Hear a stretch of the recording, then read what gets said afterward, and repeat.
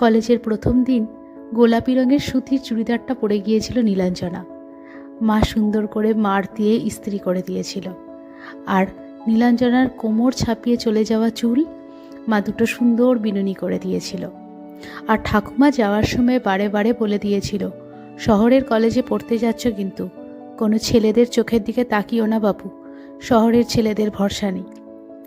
নীলাঞ্জনা ঠাকুমার গাল ধরে বলে এসেছিল, না ঠাকুমা, তোমার এই নাতনিকে কেউ পছন্দ করবে না, এমন গায়ের রং এ কি কেউ পছন্দ হয়? ঠাকুমা আদর করে বলেছিল, গায়ের রং যাই হোক, অমন চোখের দিকে তাকালে যে কেউ গলে যাবে মা। যাক, কলেজে এসে কারোর সাথেই সত্যি চোখাচোখি করেনি নীলাঞ্জনা। কিন্তু কেন যে ওই ছেলেটা ওর দিকে ওভাবে তাকিয়েছিল কি জানি। কি যেন নাম ছিল ছেলেটার, সমুদ্র না সৈকত, কি একটা বেশ। তারপর নীলাঞ্জনার পাশে এসে জিজ্ঞাসা করেছিল, কোন ডিপার্টমেন্ট? নীলাঞ্জনার চোখের দিকে না তাকিয়েই খুব ভয়ে ভয়ে বলেছিল, রাষ্ট্রবিজ্ঞান। একটু যেন দুঃখ পেয়েছিল ছেলেটা, একটু যেন হতাশ হয়েছিল। পরে আবার ঘুরিয়ে জিজ্ঞাসা করেছিল, আর কি কি সাবজেক্ট আছে? জিওগ্রাফি আছে শুনে বেশ স্বস্তি পেয়েছিল ছেলেটা। এরপর বেশ কয়েকদিন কেটে গিয়েছিল। ছেলেটাকে মাঝে মাঝেই দেখতে পেত নীলাঞ্জনা। আর যখনই দেখতো সে যেন কেমন অবাকভাবে তাকিয়েছে তার দিকে।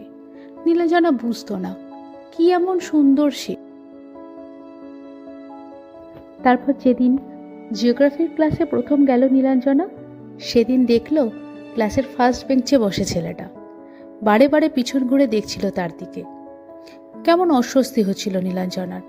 বাড়ি এসে মাকে বলেও ছিল। এরপর আস্তে আস্তে বন্ধুত্ব হয়েছিল তার সাথে।